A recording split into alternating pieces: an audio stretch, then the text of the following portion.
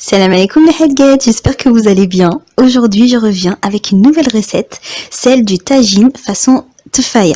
Donc c'est un tagine sucré-salé avec une sauce onctueuse, au bon goût de cannelle, des oignons caramélisés et tout ça dans un tagine 100% marocain. Donc je vous retrouve juste après les génériques.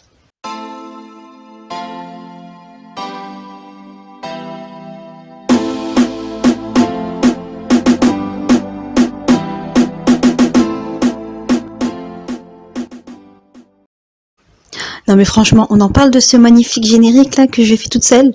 Non mais vous avez intérêt à me laisser des commentaires et à me dire ce que vous en pensez, hein, je vous le dis. On va commencer par déposer mes oignons dans une marmite ou une casserole à fond épais. Alors il nous faut un fond épais pour que ça évite d'accrocher. Ça va être une cuisson qui va être lente et qui va être mijotée. Donc vraiment il nous faut quelque chose de fond épais. Je vais commencer par ajouter mes épices. Pour les épices de la tefaya, ce sera une cuillère à café de gingembre, une demi-cuillère à café de curcuma. Je vais rajouter une pincée de sel, une pincée de poivre. Donc le poivre ici va apporter ce côté piment. Vraiment, quand vous faites quelque chose de sucré-salé, n'hésitez pas à rajouter un petit peu de poivre, ça va faire ressortir le goût, vraiment. Une fois avoir ajouté mon poivre, je vais mettre un peu de cannelle. Donc je vais mettre une cuillère à café de cannelle en poudre. En temps normal, quand je cuisine avec la cannelle, je la rajoute à la fin.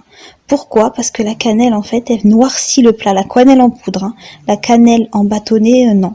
Mais la cannelle en poudre, ça noircit le plat. Donc il faut vraiment le rajouter à la fin, les filles. Petite astuce. Une fois ma cannelle rajoutée, on va continuer dans le sucré avec le sucre, tout simplement. Donc ici, j'ai pris de la cassonade. Donc c'est vraiment personnel. N'hésitez pas à mettre autre chose. Vous pouvez mettre un peu de miel. Vous pouvez mettre du sucre en poudre basique, donc le blanc.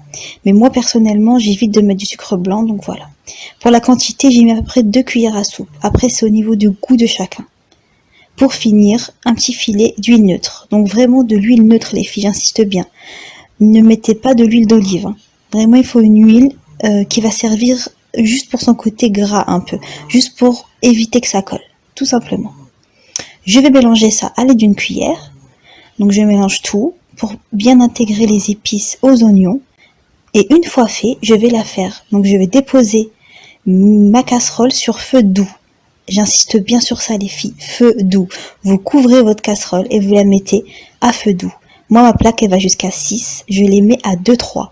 Je commence à 3 et je descends à 2. Et tout au long de la cuisson, je laisse à 2. De temps en temps, je mélange pour éviter que ça accroche. Mais vraiment, les filles, j'insiste bien, cuisson à feu doux. Petit mijotage, si vous voulez pas que ça crame. D'accord ?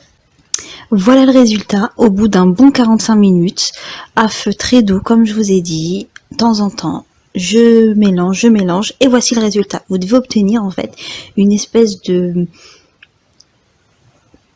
Je ne sais pas. Je cherchais le mot dans ma tête. J'allais dire confiture, mais non. Mais en fait, voilà, c'est des oignons caramélisés, tout simplement. N'hésitez pas, au cours de la cuisson, si vous voyez que ça accroche trop, de mettre un peu d'eau, c'est-à-dire 5 centilitres. Pas plus de 5 centilitres d'eau, et vous allez voir, ça va aller. Mais faut vraiment surveiller quand même, restez à côté. Ça prend peu de temps, mais franchement, ça en vaut le coup. Et vous allez voir le goût, il est juste magnifique. Machallah, magnifique. Vous mettez de côté. Et on va commencer à faire notre tagine.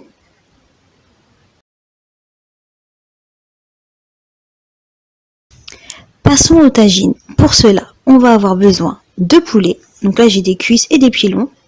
De pois chiches que j'ai fait tremper la veille. D'un oignon ciselé, coupé en petits morceaux.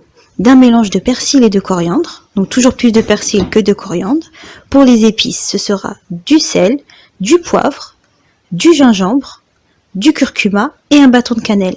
Si vous n'avez pas de bâton de cannelle, à la fin de la cuisson de votre tagine, comme je vous l'ai dit précédemment, vous mettrez une demi-cuillère à café de cannelle. Un quart à une demi-cuillère à café de cannelle en poudre. Comme d'habitude, pour le tagine, on va commencer par déposer une cuillère à soupe d'huile d'olive et une cuillère à soupe d'huile de tournesol. On fait chauffer ça, puis on va faire revenir nos oignons. Donc nos oignons coupés en petits morceaux, ciselés, que je vous avais montré précédemment. Je fais revenir mes oignons tranquillement. Et ensuite, je vais rajouter... Vous voyez, je fais un peu la faux folle avec ma petite cuillère. Vous vous rappelez de ma magnifique cuillère en bois minuscule? Eh ben, je l'ai ressortie parce que figurez-vous que je n'ai toujours pas acheté une cuillère. La chouma. Bon, c'est pas grave. Une fois avoir fait revenir mes oignons, je dépose donc mon poulet. Donc, je vous avais dit que j'avais mis des cuisses, mais non, en fait, j'ai mis que des pilons. Je viens de capter ça. Donc, voilà, les filles. On en apprend tous les jours. Donc, je dépose mes cuisses de poulet, mes pilons de poulet, pardon. Et ensuite, je dépose mes épices. Donc, je mélange bien afin de bien faire imprégner les épices un peu partout. Et je fais dorer tranquillement mon mélange.